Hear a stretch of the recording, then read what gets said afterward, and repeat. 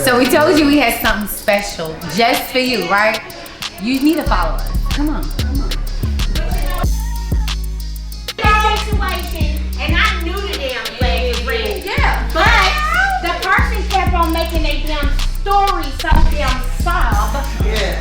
I tried to help them in their story when I should have been gone. Cause I knew the flag was fucking red. Or we go to a red, Tanita, we go to a red flag store and expect for them to sell something that's not red flag.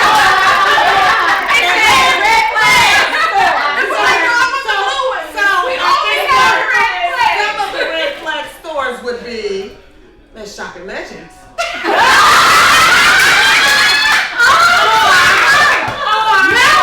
I'm just saying. No. We have to go out. Like, not saying that the other spots don't have red flags, but we just walking in a whole store, they like this. Now, because They walking with the red flag. some of the red flags can be cereal inboxers as well. Oh. That's how they sell this shit. Like I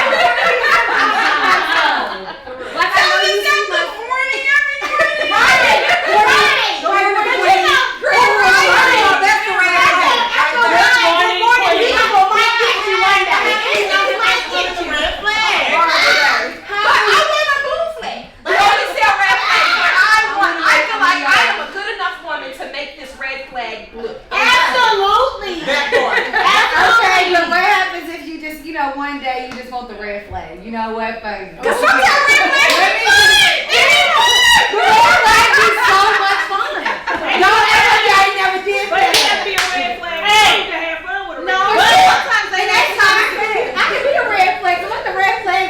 Come on, let's red flag you. Let's I'm just- gonna have a nice little red, neon red.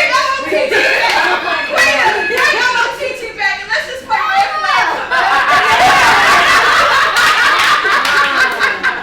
Did you say red flag? Red flag. Yes.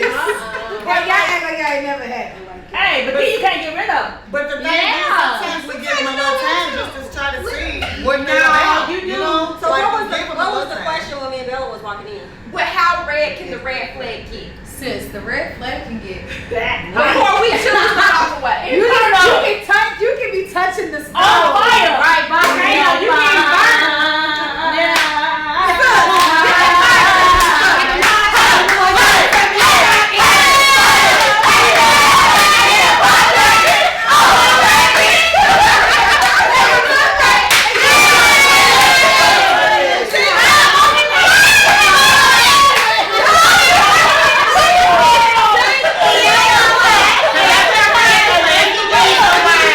And that's the red. She know every lyric of that song. It's a red flag. Let me live. It is promoted on social media that toxic is fun. Yeah. They make it like it's okay. You know what I'm saying? Well, you just gotta know. You know what? That's a good question because Ashley from Louisville, she did ask, how toxic is too toxic? When you turn up each other's shit and Oh, yeah. hurting each other and all of that stuff, and then y'all lay in bed the same day. When your relationship requires therapy, extensive psychotherapy, when there's medication involved.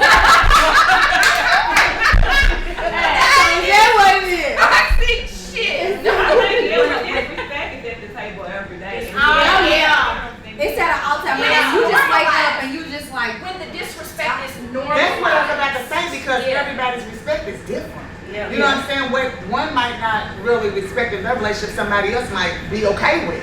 So it just levels of it, you know, to me. And It's sometimes I levels. feel like it be like we make small excuses for the little wins that the toxic person does.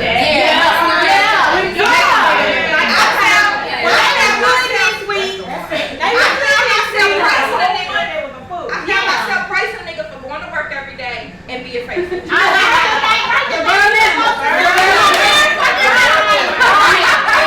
we have to stop that whole. Oh, it's just the bare minimum. No, You're doing great. Absolutely not. deserve. This is That what goes you're back to expectation. And I think And boundaries. yourself tells you when you feel uncomfortable around somebody, it's time.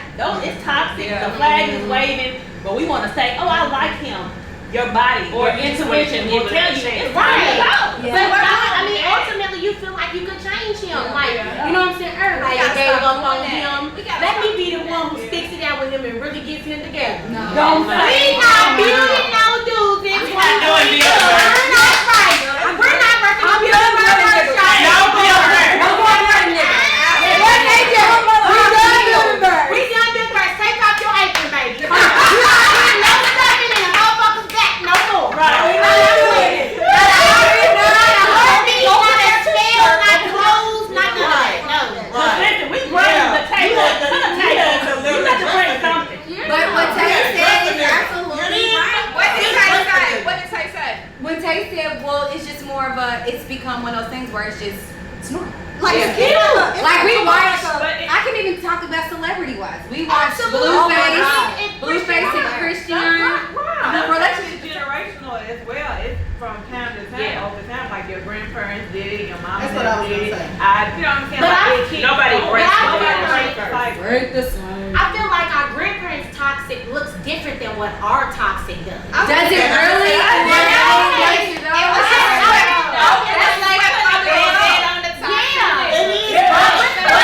But it looks different. You know what I'm saying? Please let me get my 2 cents on that.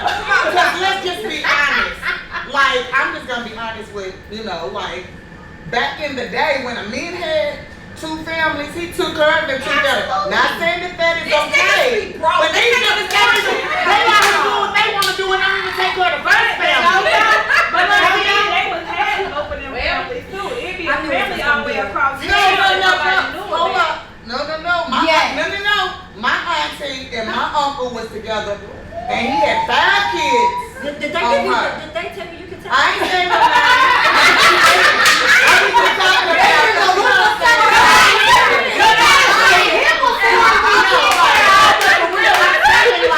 back in the day, there would be, the men would make sure they took care of both families.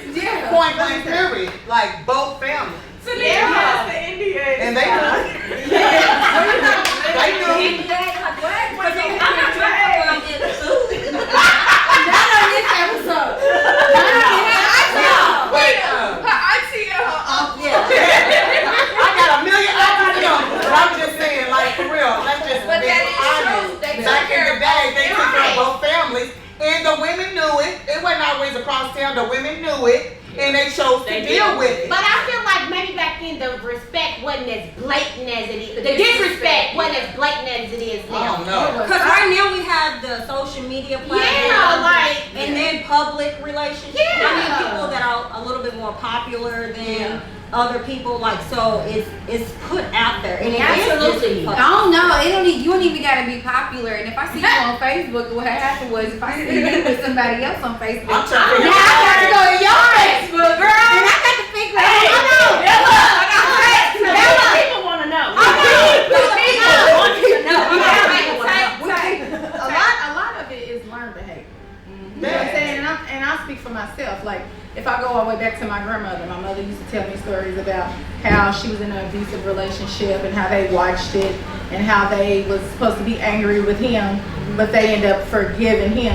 And then we go down to my mother and I watched her be in an abusive relationship and I told myself, I would never do that. I'm never gonna do this. You know what I'm saying? I'm absolutely not. And then I found myself forgiving him when she took him back too, as a child. You know what I'm saying? So then it's my turn now, and then you get in that situation and you think, well, damn, my grandmama did it, my mama did it. Well, maybe it won't be so bad. And then it's about your morals too. It's like, well, I want my family to be together. This is what I want for my kids. You know what I'm saying? So you hang on to it, hoping that it'll get better, knowing that it's bad, but you're just hoping that it'll get better.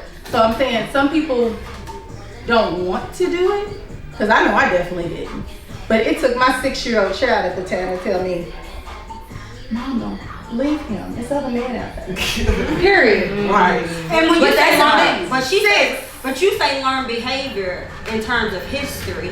I feel like currently, like in a relationship, you teach a person what you're gonna stand for and what you're not. Absolutely. And I feel like you can find yourself, nigga, I ain't doing this, I ain't doing that, but you still messing with them. Yeah. So he's like, man, she's mad right now. yeah, like, so you were talking about learned behavior in terms of history, what we watched our grandparents go through, what we watched our parents go through.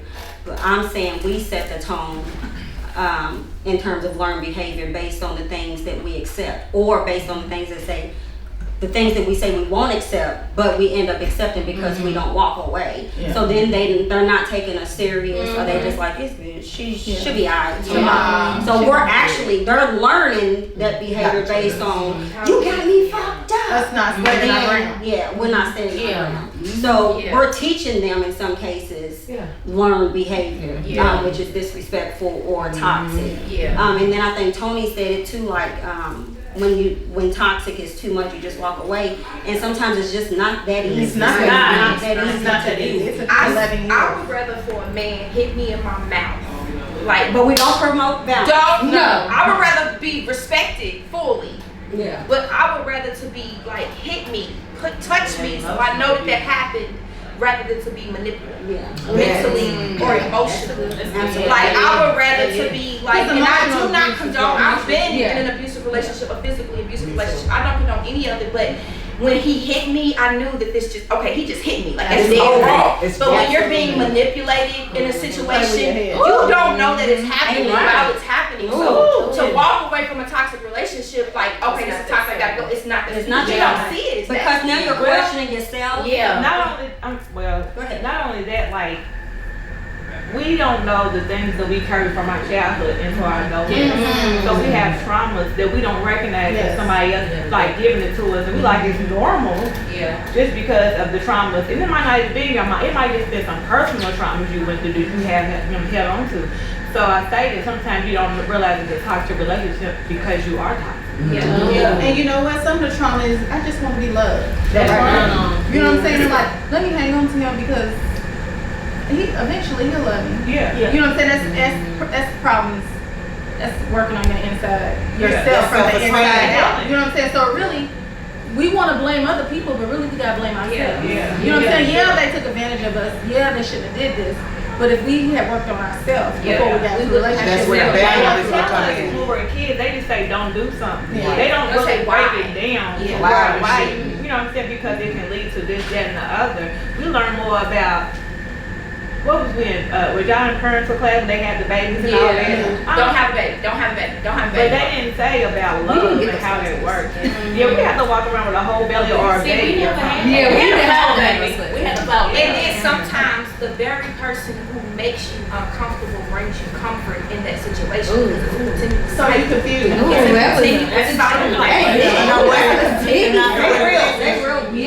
just something that you used to, that you know what I'm saying? Because even after my divorce, like I knew I didn't need to be, you know what I'm saying? And that's my dog, you know what I'm saying? That's my dog, but I'm just saying, like, I knew that I needed to leave that alone, but I was still holding on.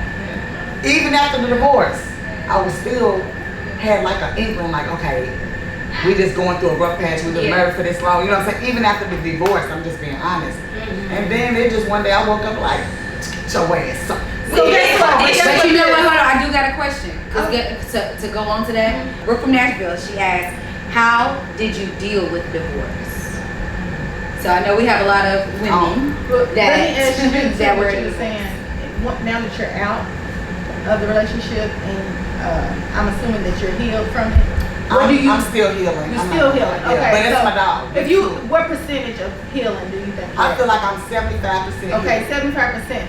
Do you, now that you're looking back on the reason why you stayed, can you really touch in on why you think you really stayed? Yeah, I know why I really stayed. I never wanted to get married. I was never the little girl that wanted to get married. That wasn't me. I wanted kids, but I didn't want to get married. So once I met him and we got married, you know what I'm saying, man got married, he's from Memphis. I'm like, I thought this nigga hurt him mad. You know what I'm saying? It's important. Yeah.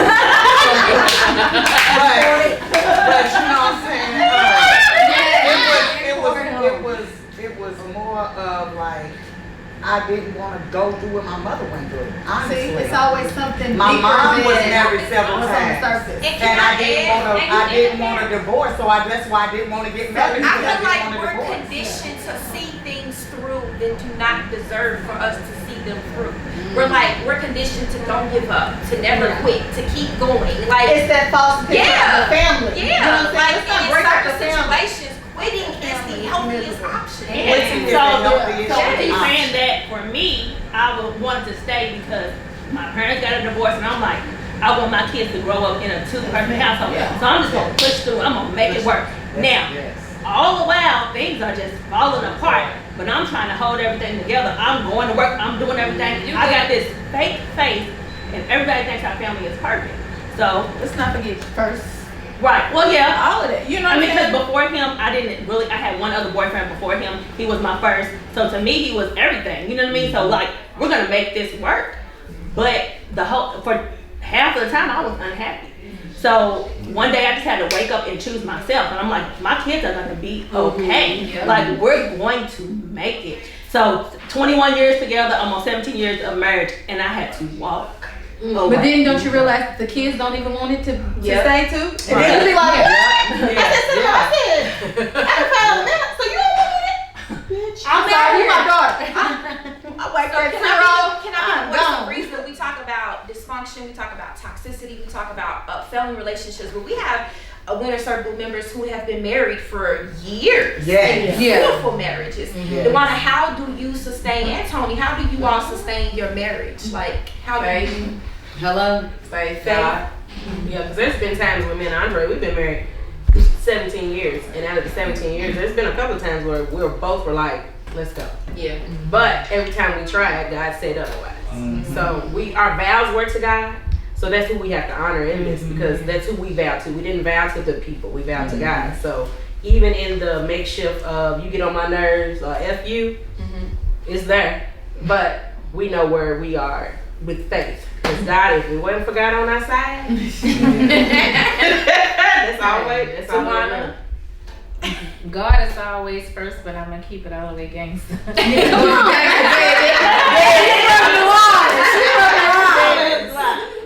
You gotta know when you got a real one. And I am grateful for knowing. I mean, my father always been in my life, and he always made me feel like I'm that chick. So I felt like that's the same thing I should receive from my man. And not saying it no other way, but I mean, I'm just being honest. For him, he still to this day try to make sure that he show me that he is that man for me. And not just for me, but for my family and my kids.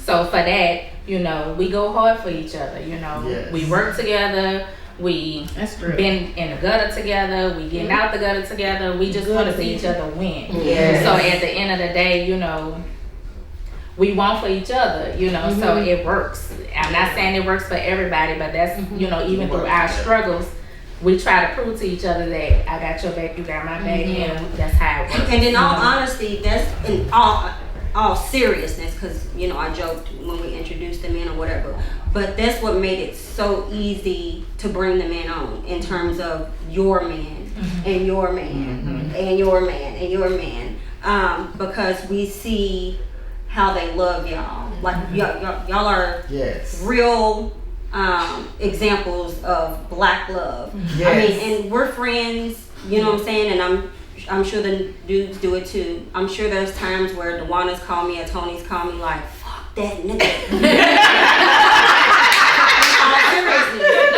But bounce back. And I think that's something, well, it's something else I want to say too, because it's easy for men to be like, your friend said this, your friend said that. None of y'all, we don't bash anybody. No, we don't necessarily. We don't say it's time to walk. We like F him. We don't encourage any. Even when y'all want us to. Yeah. Cause I'm gonna say.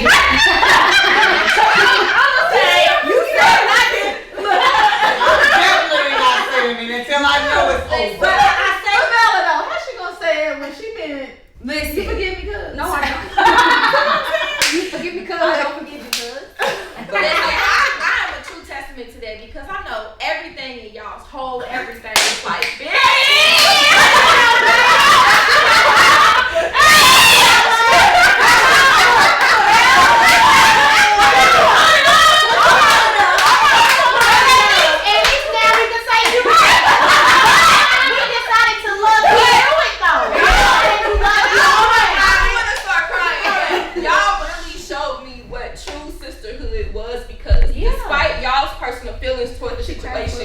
Y'all was like, we love you. Whatever you want to do, we're here for you in your work. Yeah. Be about the journey, baby. Be about the journey. But Robin was like, look, this is what it is. I'm gonna talk about it, just letting y'all know. Yeah, All right, right. what's up next? But we can We can answer the question. We can answer the question though. How did we get through it? I was like, no, never mind. I'm not gonna say it. She's like, thank you.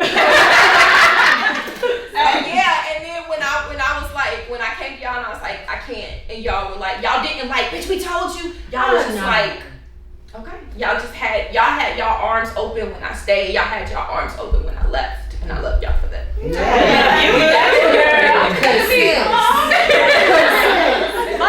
I can say we are happy. And you better keep going. Right. And growing. You know what I'm saying? Because you already got Both of The first podcast, I was literally at war with myself. I was in such a dark place. I was fighting against everything that was telling me like move, but I stood still because there was comfort in that uncomfortableness, and now like uncomfortable to be. I am in a space to where like there's clarity. I am free. I can breathe. I feel like I have been holding my breath. I can breathe, and I just thank you all so much for just like. I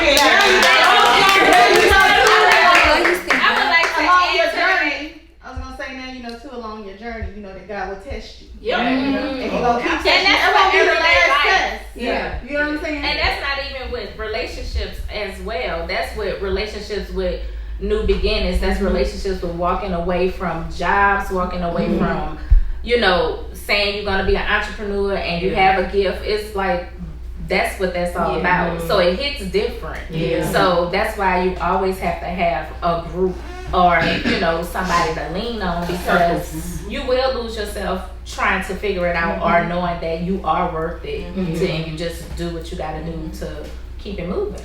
Now to answer the question and to actually go into what Dwana just said too is, okay, the question was how did you deal with divorce? Okay. God will put you in the craziest situations, and He will make you one day feel so uncomfortable. And I just remember waking up one day and I was like, you know what? I'm out. I went and cleared my savings account, took all my money out of my savings, took all my money out of my checking account. I literally went and got my car fixed that day. I was just like, I'm done with this. I'm leaving, and I promise you, and that's why God will put you in those situations, because within me going through the divorce, I left with nothing. Forget it. You can have everything in this house. I could have left. I went and lived with my mama. I had to go back. Me and the kids, we had to sleep on the floor, because mama had still had my sister in the house, all of that. And I I because within those times, peace. And when I graduated college early. I got my career early and everything. God, He was just like, you gotta leave so I can show you what I can do. And that's true. That's like when I left, I made it so simple. All he had to do was sign his name. That's it. I didn't want no child support. I didn't want nothing. I just wanted to be out of it. That's kind of like Again, what's the word? Peace. Peace. And my piece cost me $10,000. That was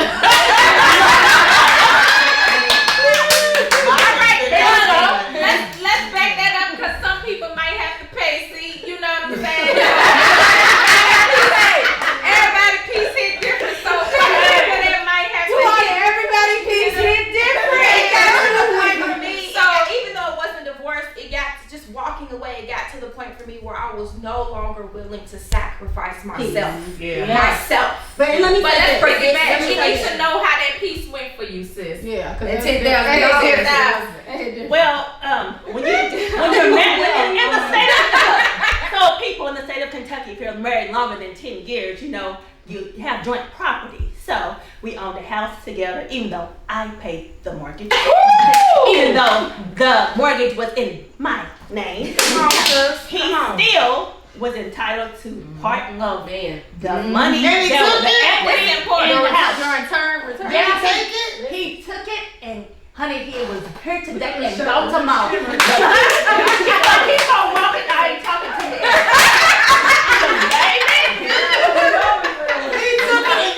But listen, yes, I kept my kids, but when I say my house was a place that I hated, I did not want to be there. I did everything to not be home.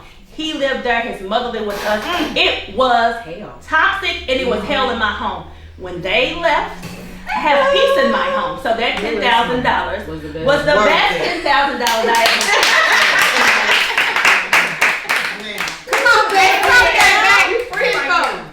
I think for me, mine was short-lived.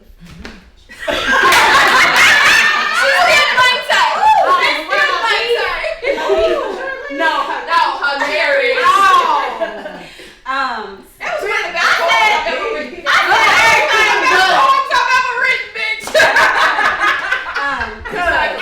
I was optimistic. I wanted it to work, but at the end of the day, the shit did not.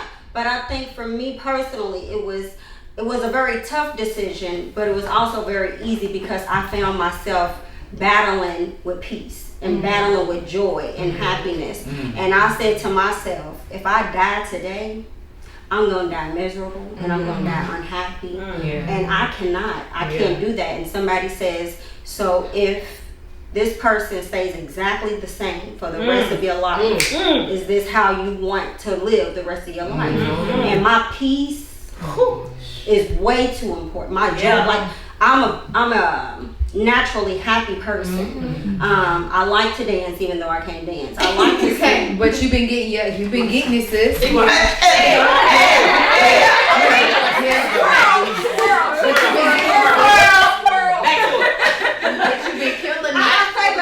I used to ride home in silence.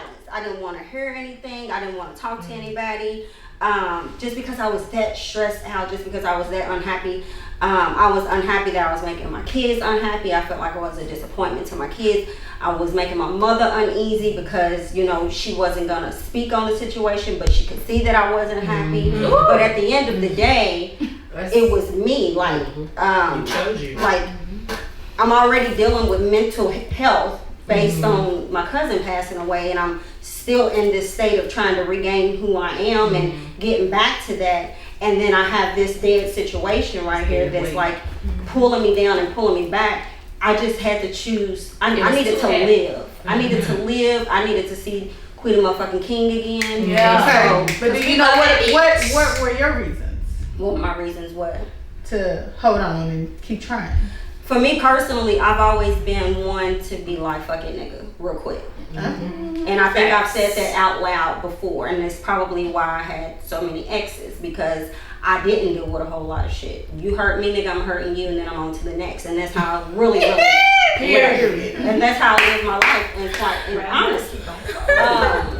But with him, I tried to fight through that. I tried to grow up. I tried to fight for my marriage, fight for my relationship.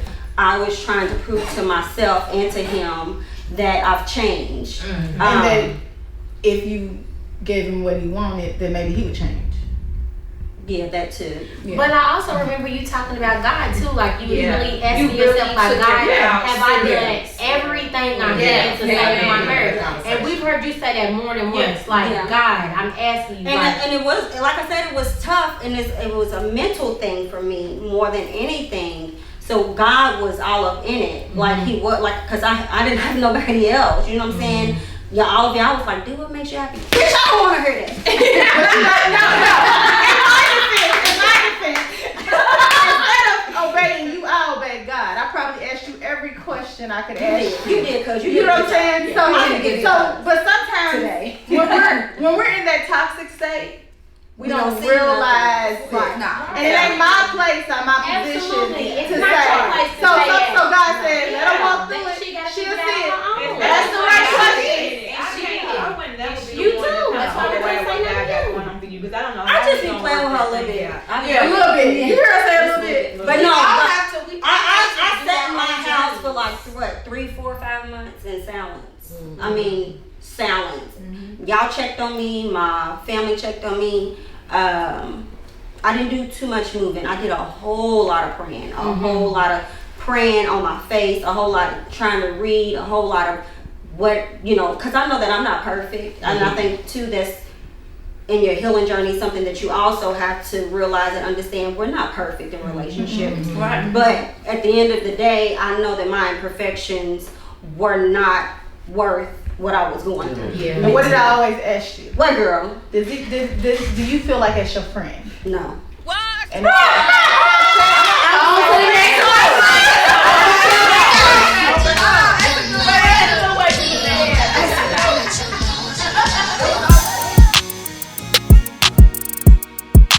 was always very vocal about the war I had with myself. I was always very vocal with him about my struggles with it, about like this is it. I stopped writing poetry. I stopped performing poetry because I'm all about women empowerment. Like that's my shit. That's truly what I believe. So how dare me go out here and try to empower another woman when I'm being broken down in my own home? I stopped writing poetry. I stopped Life in general. Sometimes you have to go back to the basics regardless of how public your relationship is. Who were you from